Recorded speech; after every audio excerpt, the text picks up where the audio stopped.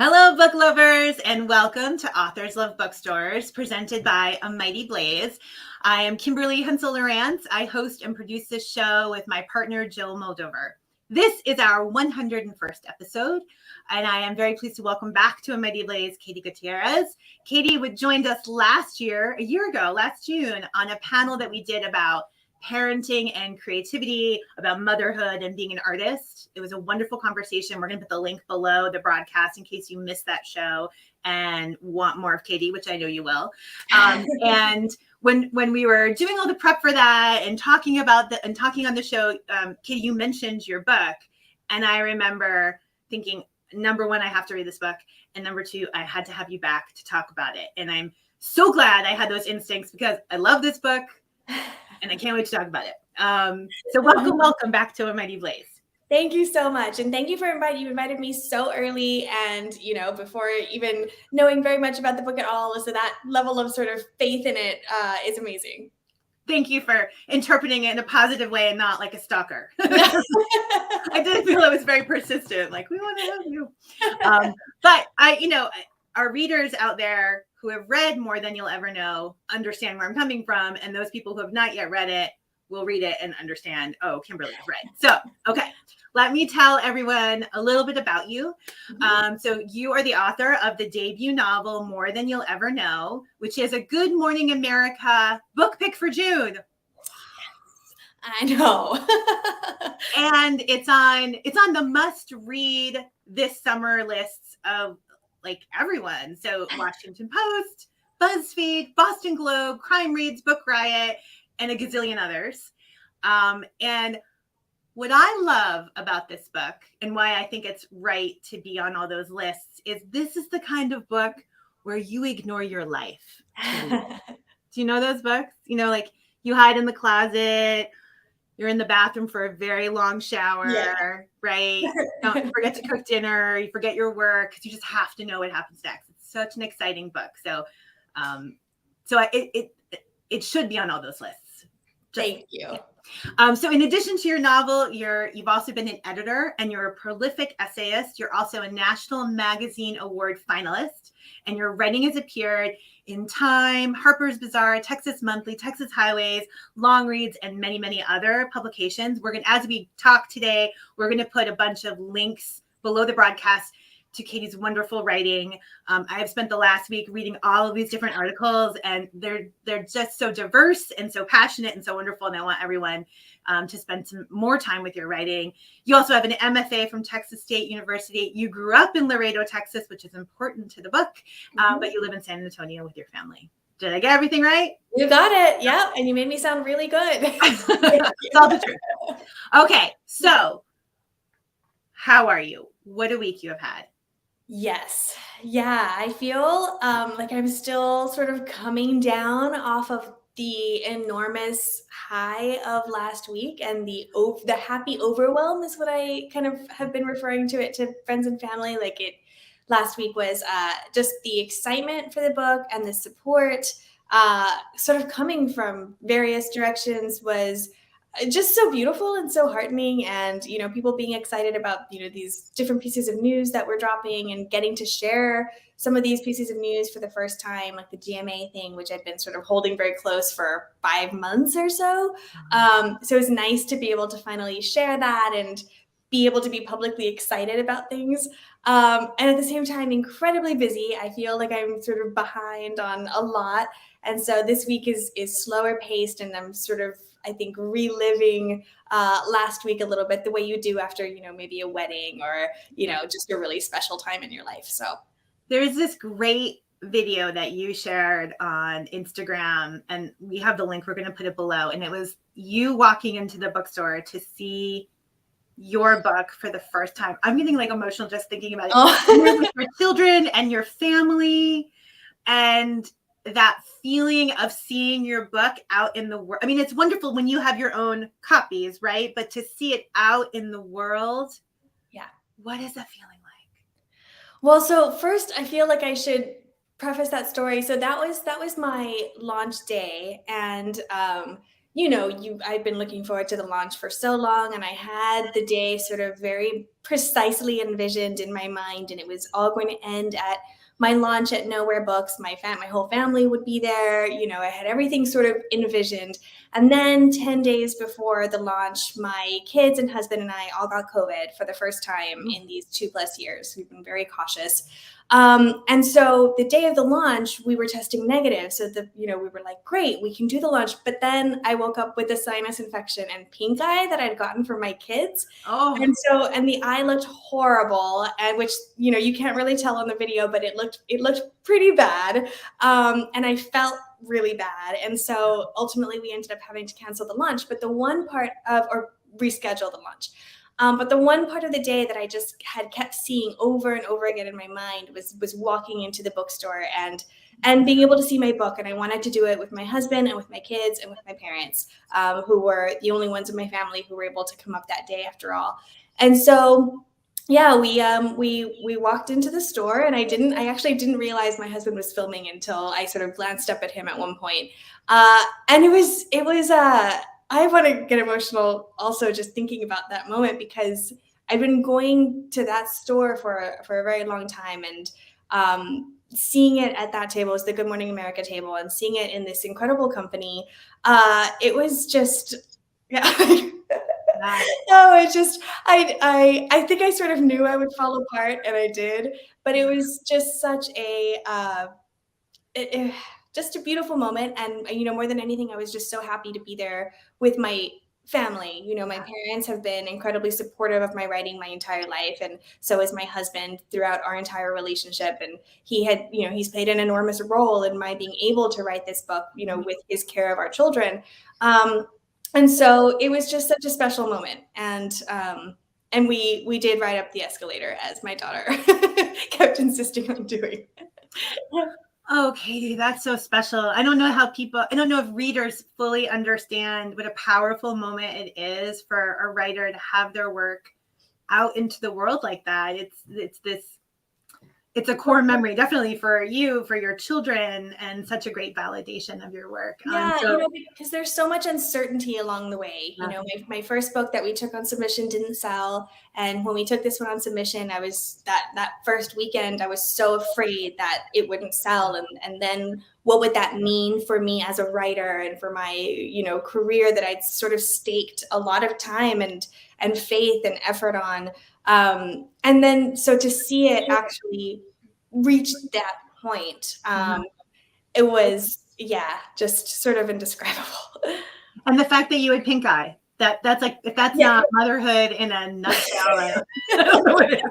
Exactly. And it's the first time in my children's lives, the first time in my adult life that I've gotten pink eye, and I could feel it sort of sealing closed throughout the night. I would wake up for various reasons, and I was like, oh my God, I'm going to wake up with pink eye. I know it. And that morning when I woke up and I couldn't open my eye, I was like, I have pink eye on my launch day. Unbelievable.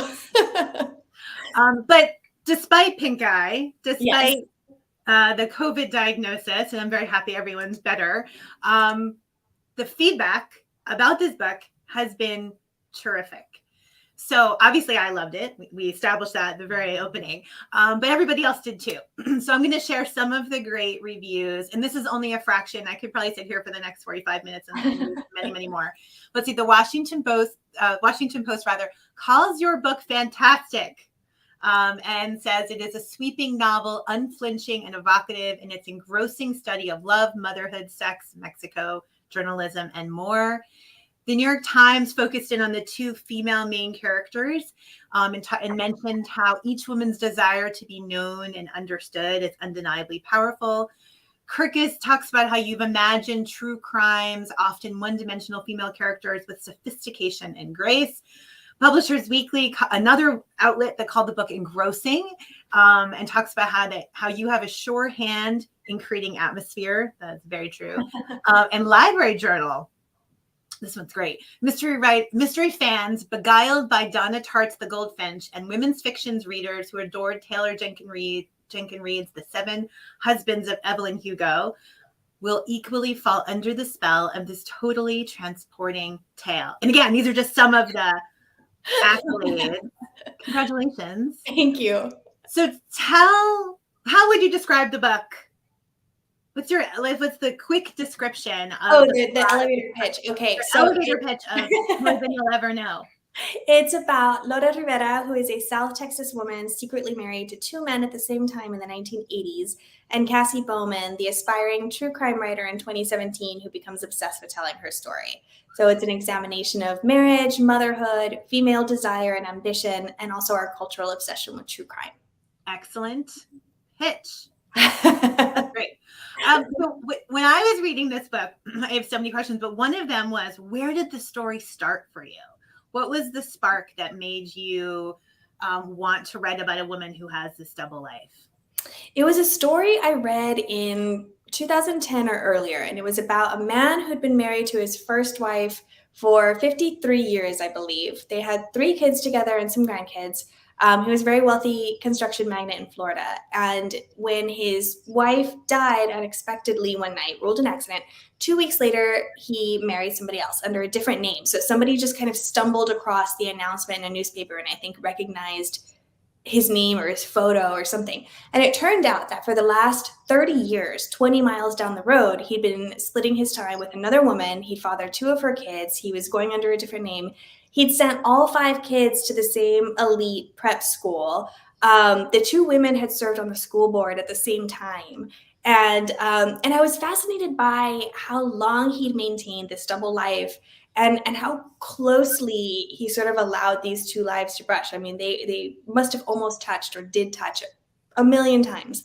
And, and I wondered about how he got there. What were the decisions that all added up to this 30-year secret life? What did he get from it? And was it worth it? How did he maintain the lie? And so it's those questions which I think always come up when you read about secret families, but also the recognition that when you do read about secret families, it's always a man. And you can see why that is. Obviously men for a long time historically made up the majority of the labor force. Women couldn't get their own credit cards or needed their husband's permission to get credit cards up until the 70s. Mm-hmm. If you're a mother, of course, it's even trickier to be traveling and splitting your time and explaining that away, not to mention its impact on your own body. But I was really curious about, what would happen if a woman did lead a double life? Would it be any different than a man's experience? And if so, how? And then I liked the idea of being able to frame that narrative with this journalistic perspective, so you have the friction between 2 people, one who ostensibly wants to get at the truth, but it's for her own purposes, which is, her own ambition. And then one person who has very good reason to hide portions of the truth. And what are the power dynamics at play in that relationship?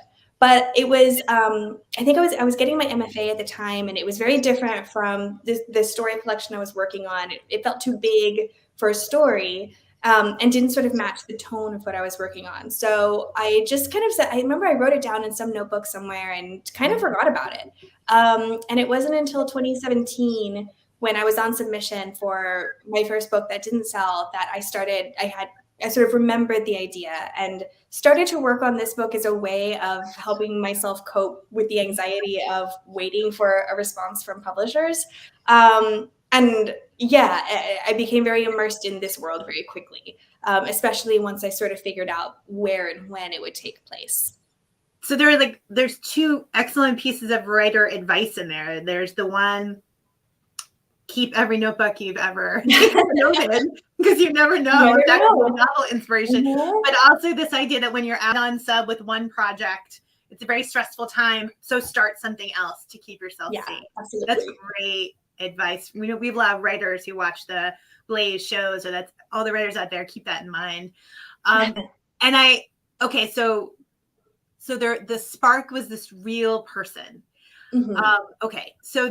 But what you did was really change this whole story about this man in Florida by twisting it around and making it a woman. I mean, the dynamic, the challenges, it's just so completely different. And so there's so many layers to this book. I wanted to talk about the fact that for me, what's really fascinating. So Lori is a woman who lives in Laredo, Texas. She travels for work to Mexico.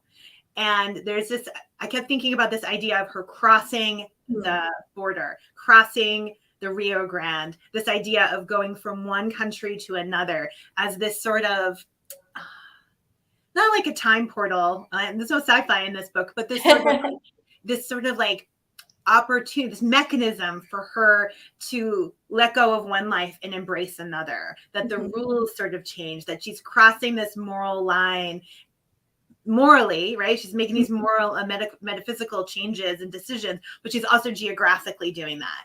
And that, I thought that like that echoed the decision, the geography of this book echoes the decisions she makes. Was that something that was very deliberate on your part, or did it just kind of evolve as you were writing? I found that like really fascinating. Yeah, thank you. And that's so elegantly put. Yeah, I think once I sort of decided that it should be set in Laredo in the 1980s, Laredo is very much a city of duality. And so it made so much sense to me to set it there, both from the perspective of being very familiar with Laredo and growing up with the stories of this time period, but also as a metaphor for Lore herself and these internal borders that she would be crossing throughout the book. And so, yeah, absolutely. The border is this physical, demarcation between two countries and two lives and two husbands and two families. But all throughout the book, I think there are sort of different types of crossing of boundaries. Each woman crosses different boundaries within herself and also within her relationships. And I think that it was intentional, but definitely, I think brought out more throughout editing and sort of throughout the duration of, I guess, working on the project. And the structure of the book, another favorite of mine. So for our readers, the book has 2 points of view. And for Cassie, it's the current day, the 2017 chronological. We're staying with her as she is immersed in the story and trying to figure out what happened. But for Lore, we go back and forth. So we're with her in the early 80s and we're with her in the present day. So it's this really intriguing idea for a reader because I think I know what happened, right? Like I know what happened, but I don't know why. And so that's the hook. And that's in so many ways a more powerful hook, right? Because we're all fascinated by human behavior. Like, why do people do what they do? Like, I think about that all the time. And in this book, especially, like, what drives her to make these choices? Because I could see how readers, and this is perfect, this is why it's perfect for book clubs. I could see readers saying, oh, I would never do that. Right? Yeah. But when you get to know these characters, you think, well, maybe it's not so cut and dry. Maybe it's much more of a complex decision. Right. Yeah. And I think that when you hear about crime, murder, kidnapping, bigamy, these secret families, I think that the initial instinct is always to be shocked, to be appalled, to be repulsed, to sort of push it away from us and say, I'm different than that. I can't possibly understand this, because if I do understand it, what does that say about me?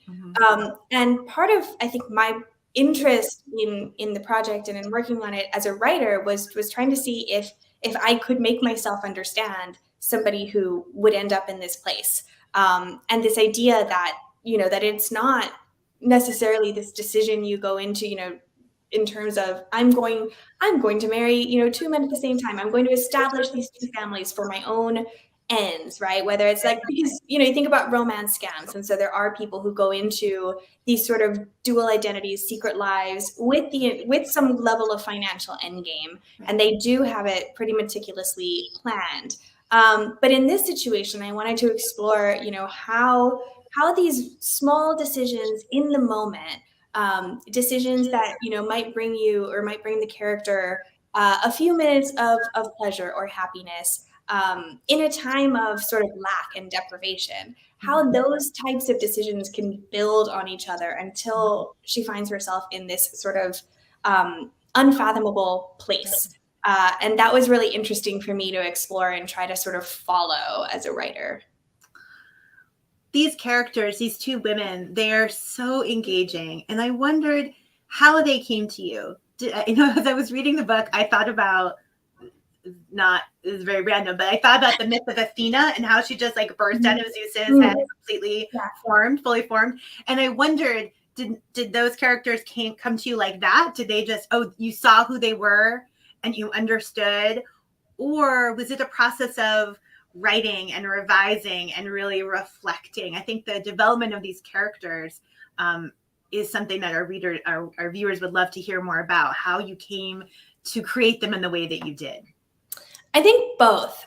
So before I start to work on any book project, I always start with trying to get to know the main characters. And I use Proust's questionnaire. I don't know if you're familiar with that. Yeah. And so I use that as kind of like a basic starting point for getting to know the main characters. And I never get through all the questions, but I'll pick the ones that are sort of most intriguing to me or inspiring to me in that moment. And they'll always lead to kind of creating backstory and scenes, and kind of like the development really of a lot of plot points comes from that early planning and getting to know the characters. And so I did that with each of them, more Lore than Cassie, because I think by the time I started with Cassie, Lore did feel very whole to me. Like she sort of did spring up that way. And I was really eager to start writing her.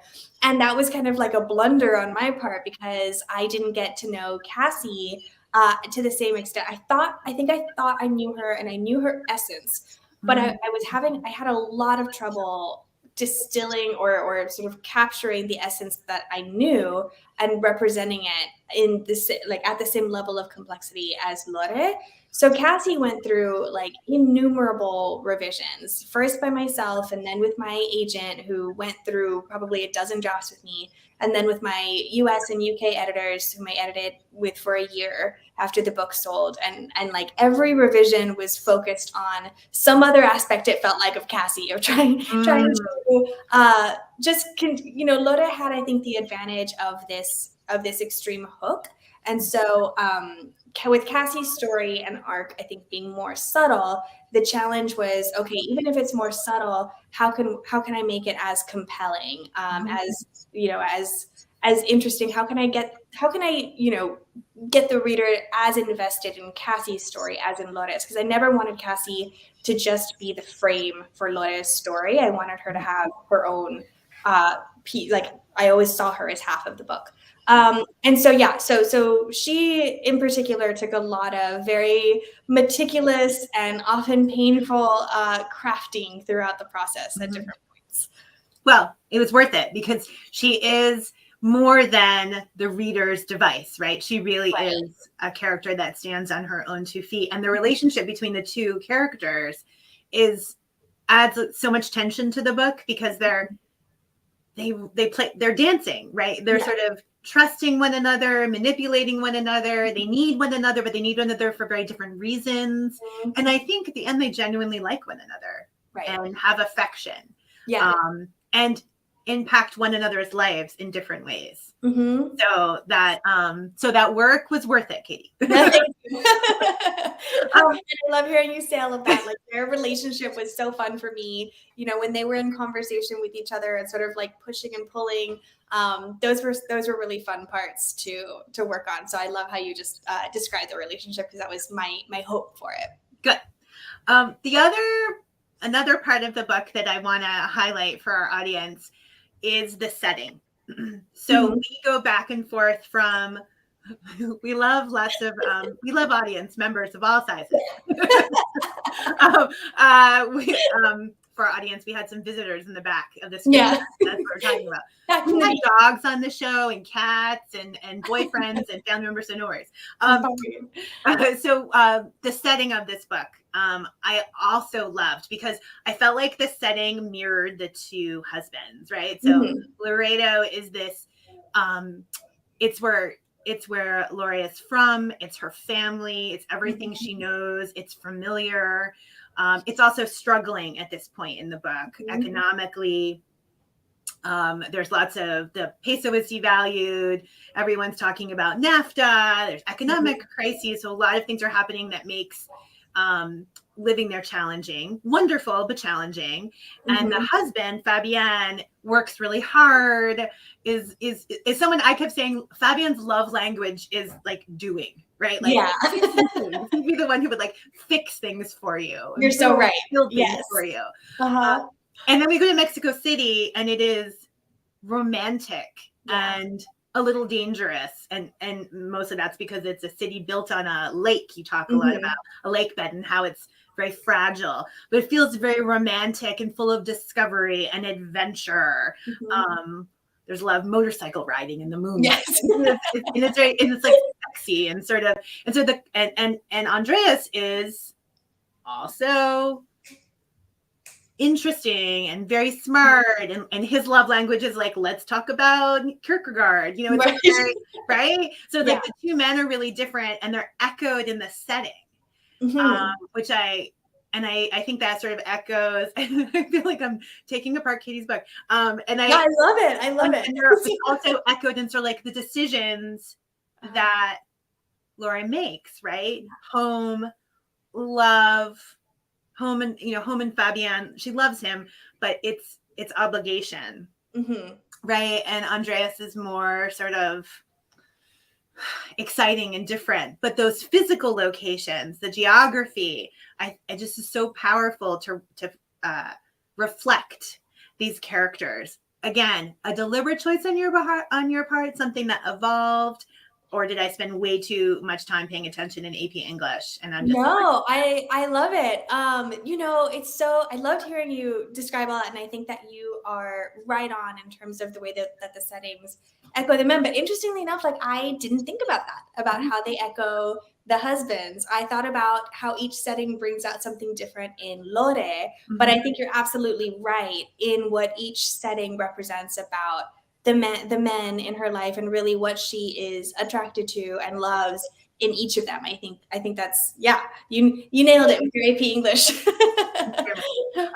So there is some of a risk for a writer to create a book around a main character that does something not ethical, right? Like she marries two men, she creates two lives, and bad things happen because of that. Good things happen, but bad things happen. And I wondered if at any time did you feel like this is a risk to do this? Will I alienate readers? Will readers have a hard time sympathizing with someone who makes these choices? Was that ever a concern of yours? Honestly, no, because I think about like what I enjoy reading and what books I get the most out of. And yes, it's fun to fully root for a character who is moral, but I also can't, at least like these days in recent years, or really kind of in my adult life, I don't feel like I'm the most drawn to books where a character is behaving morally all the time. To me, that's not reflective of reality. It's not particularly interesting to me to read about, and it wouldn't be interesting to me to write about. So, and I feel like the pressure on women in particular to be likable in life, in fiction, and likability tied to this sense of morality is very dangerous. And so, because they're not the same thing, right? Like, and so, and I also think we all make choices that are kind of immoral sometimes. Nobody might ever know about it. It might be something only we know. It might be a moment that we crossed a line. It might be a lie that we told. It might be, somebody's car that we scratched in a parking lot, but they weren't there, so we left. Whatever the case is, like these are very human things. And I think that to kind of, I don't know, like say, I don't want to read about a character who makes immoral decisions feels very, very much like putting on blinders to these very real parts of our own humanity. And I think that it's dangerous for us to not recognize the darkness in ourselves and in others, because if we refuse to look at it, refuse to talk about it, where does that get us? It doesn't change the darkness. It doesn't change, it doesn't make people more moral if we're only reading books about characters who are moral and talking about characters who are moral.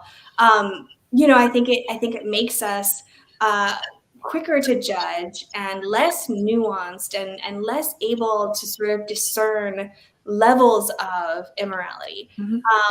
And I just think, as a writer and as a reader, like I said, I think it's more interesting terrain, to spend time with people who are making complicated decisions and to try to understand those. Like I love, so the New York Times review by Chandler Baker She said that it was one of maybe her last line where, what is the line between forgivable and unforgivable? Mm-hmm. And that was a big question I wrestled with through the book.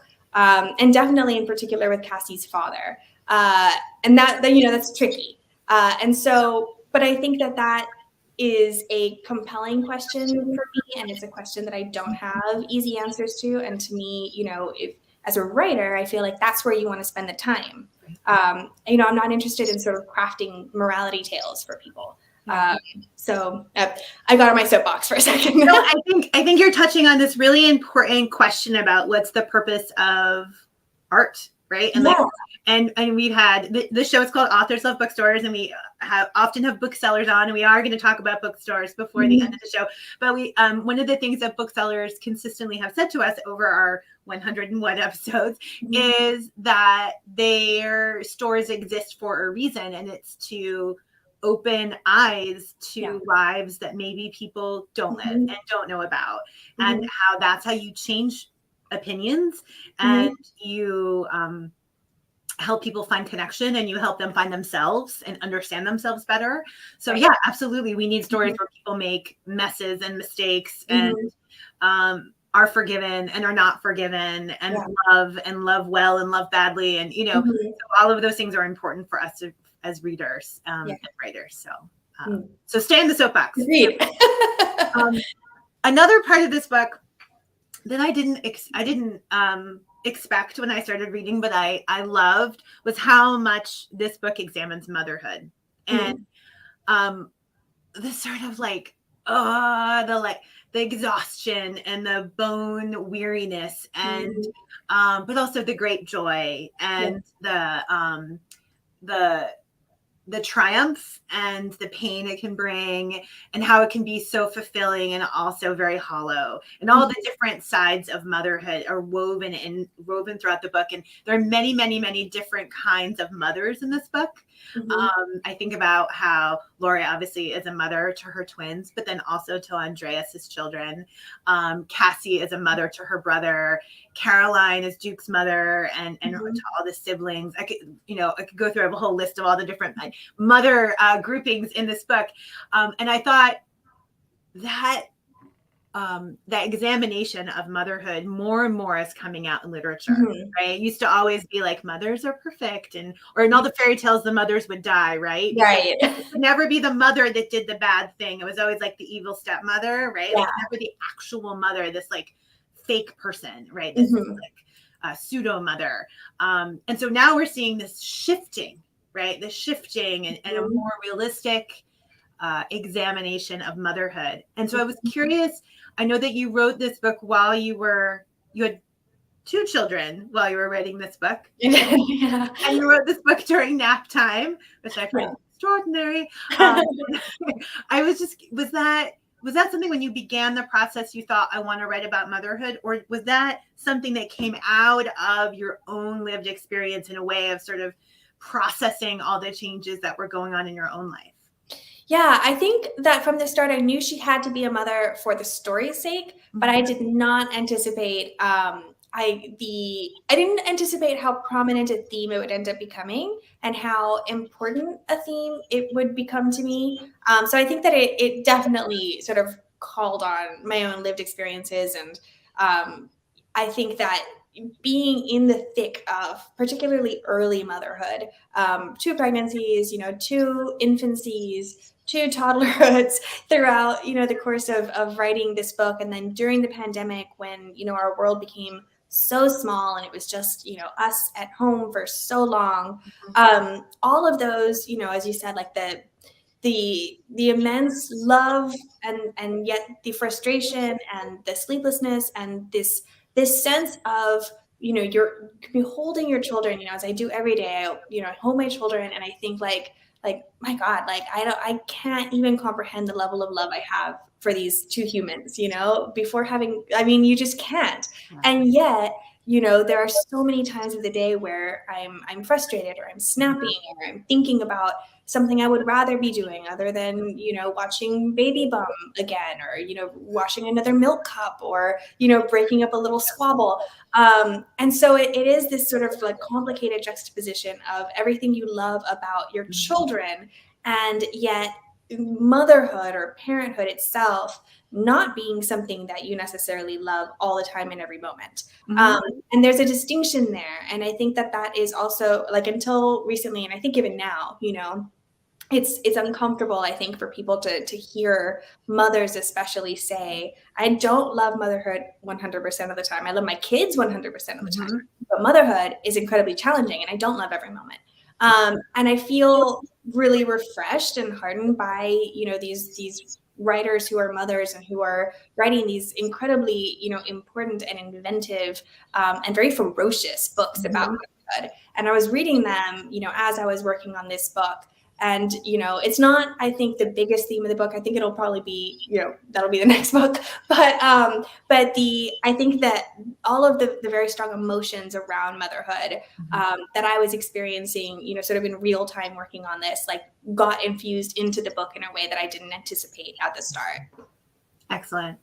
I think a lot about, there's a moment in this book when Laurie talks about sort of the twins when they're small and just the worry that something bad would happen to them and that fear, also maybe that somehow she would be involved in that. And that really resonated with me. I mean, my babies are teenagers, but I remember that time when they were small of just how scary it all felt. Yeah. And like really scary. Like I had there's a lot of joke about how I had to go through a test to get a car, drive a car. And you're just like, you me this child. So yeah. And I felt like in this book, we see just what you said, that Laurie deeply loves her children, but is missing something in her life that can't be given to her by her obligations to her family. And so she seeks something else. And that's how she finds this connection to Andreas. So one thing I listened to the book as an audiobook and went back and forth. Nice. And the audiobook is terrific. I thought it felt is just terrific. The narrators do great justice to your story. And one thing that struck me was that there's a lot of Spanish in the book. And I do not speak Spanish, but I very much appreciated that you did not translate it for us. I felt like that was very true to the story because in your wonderful article about Laredo, the link of which we will put below, you mentioned that 90% of Laredo is bilingual. And I wondered, when you wrote this book, did you get pushback to have so much Spanish in the book? Were there people in their publishing journey who said, oh, no, you can't do that? Or did you find that there was people were appreciating that and welcoming it? No, I felt very lucky because everybody, like my agent and my editors, nobody ever pushed back. They were all, very much all about it. They understood my reason for not translating. Like it wasn't even something that I remember talking much about because I think that they understood it. They agreed with it. And they liked it. So I feel I'm very thankful for that because I realize that is certainly not always the case. Yes. And so yeah, very, very grateful to have a team that supported that. And so as someone who grew up in Laredo, what was it like to set the book there? Was it hard to see your hometown clearly? Did you feel like, oh, I have to be nice because I knew people who still live there? Like I have to, or did you feel like it was freeing or allowed you to rediscover your hometown in a different way? Yeah, I mean, I think definitely a little, now the book is obviously out and there are so many people in my hometown who are reading it or who have read it. And there is definitely that sense of like, oh, how are they going to feel about, my portrayal of the city? And so, yeah, there's definitely, I think, the worry. I think anytime you write about a real place, but probably specifically your hometown, especially if it's not a big place, if it's like a fairly small and very specific place, and that people who live in that place are going to read it, there's definitely a certain level of, I hope that even if they, it wasn't so much that I felt like the need to be nice. Like I wanted to sort of like authentically represent it. And I think that I think where I would feel like I failed is if people were reading it and saying like, that doesn't feel like Laredo, and so I think that my hope and my intention was to sort of like just to represent it in a way that would feel true and familiar to readers. Because if I was too nice, also, I think that you'd have people in Laredo reading it and going like, "What's she talking about?" Like that's not how downtown is, or whatever the case may be. So I just wanted to represent it in a way that would feel honest about the city, but also, I don't think you have to sort of be nice about something about a place in order to capture the love you feel for that place. So I also wanted the way that I captured it, I wanted it to be honest, but also for my own fondness and affection and love for the city. I hope that does come through to readers, even if it's not, like incredibly favorable descriptions of things all the time, if that makes sense. Yeah, no, I have never been to Laredo, and I felt like I understood the city. It had me on Google, like, yeah, we were looking up Texas maps, like, where is Laredo? I had never been there. So we're putting links below the broadcast to buying signed copies of your book from Nowhere Bookshop in San Antonio. We actually had Nowhere Bookshop on the show last year with Jenny Lawson. And it's a wonderful bookstore that actually was supposed to open during the open in 2020 and then didn't because of COVID. And so it was sort of like open closed for a long time, but now they're open. And you had an event there. No, not yet. It was supposed to be, that was where my launch event was scheduled, but they were great enough to help me coordinate my Laredo event, which I kind of turned into my launch. And so they provided the books for that event, and they gave me, the Square readers so that I could take payments there at the Laredo event. And so when I went to the store to pick up the books and the reader, they asked me to sign some stock. So it's not, I think I probably signed maybe 10 copies, if that. So not a ton, but they're there. So we'll put the link below. So I read that you are working with Higher Ground Media, the Obama's production company. Are they adapting this book for television or the movies? I'm not allowed to say much about it still. So what I think what I'm allowed to say is that they've bought option rights. And I think that the idea is for a TV show. Yes, it would be very good for like a limited series. Yeah. After I read that, I did spend some time Googling actresses. I was like, who? Did you like anyone? No, I found it very difficult because as a reader, you always have this vision of someone in your brain. I don't know. Oh, wow. That's so exciting. Yeah. Oh my goodness. So bookstores, independent bookstores. There are a number in San Antonio. There's Nowhere Bookshop. There's the Twig. Mm-hmm. There are other bookstores. As a writer and as a parent of young children who will hopefully become prolific readers, and talk about your experience going to bookstores growing up in Laredo, now as a parent in San Antonio. What has been the role that bookstores play in your reading life? A huge role. We used to go, so Laredo growing up, as far as I knew anyway, didn't have any independent bookstores. They only had one small bookstore at the mall, which was the B. Dalton. And it was like this, it was a tiny store tucked away in the corner.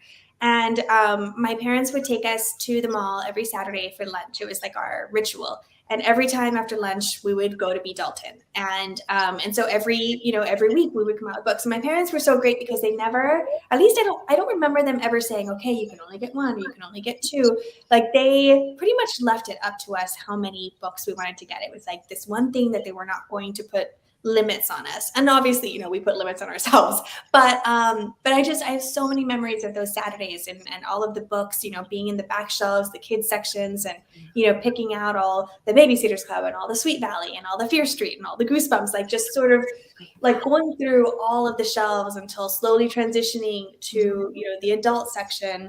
and doing the same thing for the adult section. And then we would, every 6 weeks, we would go to San Antonio. If we all got all A's on our report cards, then my parents would take us to San Antonio, which is 2.5 hours away, for a weekend trip. And we would go to the Olive Garden for lunch. And then our first stop after that was the Barnes and Noble. And so that was our other special routine. And the Barnes and Noble was so much bigger than the B. Dalton, obviously. And so that was really exciting for us at the time. And so, yeah, like bookstores as a kid growing up were they were my favorite place to be. And even though we weren't, even though we didn't have indie bookstores, the fact that my parents made it a point to take us there every week to what we did have was so special to me, and something really important for me, to do for my kids. And we've been in the pandemic the last couple of years, and so we really haven't been able to do that much. But my kids, they both love books, and my 4-year-old is already wanting to read books that are like way too advanced, but will read 120-page books with hardly any pictures. And it'll be over the course of a week, and I'll have to stop very often and explain things to her, but it's our nighttime routine. And so we order books a lot from indie bookstores, and we'll we get all excited when we get them in and we read them. And now I'm hopeful that as things are transitioning, and now that we've had COVID, I hope that we have some level of immunity for at least a while, to where I can start taking them more in person. And because that there's nothing like being in a bookstore in person, smelling the books, like there's something so pure about when you're a kid and you are browsing the shelves of a bookstore and you're choosing a book based purely on what appeals to you in those moments. It's not about what was on a list or whatever. It's just about that moment, you in the books browsing and seeing what speaks to you. And you can't replicate that online, and so I really want my kids to have those same memories of being able to go to their own bookstores and be able to choose their own books and form those experiences. But we will say that we do love those lists that tell us what to read, because your book is on all of them. Yes, right of course. Yes, I'm very grateful for those lists. So there's so much possibility when you walk into a bookstore, right? That's what I always think. Like, yes. You don't know what's going to happen. You don't know what you're going to discover. Yeah. Exactly. Yeah. So I could talk to you for hours. I think I have like way more questions, but I want to be respectful of your time. I did want to call out to our audience that, again, below the broadcast, we're putting in a whole bunch of links to these other wonderful writing that Katie has done, to buying the book from Nowhere Bookshop. What is next for you, Katie? So obviously you're promoting. I heard some quick mention to like the next project. Are you there yet? Are you in the very initial stages? Or what should we look forward to? Very initial stages. I have a synopsis and I've started working on the characters, but the sort of very quick and vague summary is that it is 3 South Texas women who are drawn together over 20 years by an unsolved kidnapping. And this book will be much more explicit, I think, about exploring motherhood and more specifically like the different ways that our society and our culture fails mothers. So another true crime hook. Yeah, no, I mean, there's like a crime hook, but not so much a true crime element. Yeah. Okay. Yeah. Oh, that sounds exciting. I look forward to that. I'm excited about it. Yeah. I will. I will be very excited about it. I'm already excited. So a reminder to our viewers that you should absolutely go read More Than You'll Ever Know. Can you hold up their wonderful cover? Oh, yes. This book is, I love the cover. I love the title. I love how it connects to the story. Congratulations. Thank you. Thank you, Kimberly. This has been so much fun. Oh, we loved having you. Come back when the next book is done. I'm already looking forward to that. And again, go buy this book to our audience. Thank you so much for being with us today, everyone. I just want to remind our audience, if you're watching and you're a bookseller, that our goal for this year is to, Joe, our producer and I are hitting the same button at the same time. So our goal this year is to have bookstores on from every U.S. state, as well as Puerto Rico and Washington, D.C. We have 10 states left to book. And if you are a bookseller or author who have connections to the following states, please get in touch with us. You can email us at amightyblaze.com. That's our website, but email us at amightyblaze@gmail.com, and we'll make some connections, hopefully to get to our goal of hitting every state in the United States. But to Katie, thank you again for making time with us here on A Mighty Blaze. We're really grateful for your time and this opportunity to talk about your book. And I wish you much continued success. To our audience, we'll be back here next week with Robin Benway for another episode of Authors Love Bookstores. Until then, be well and keep reading. Thank you. Thank you.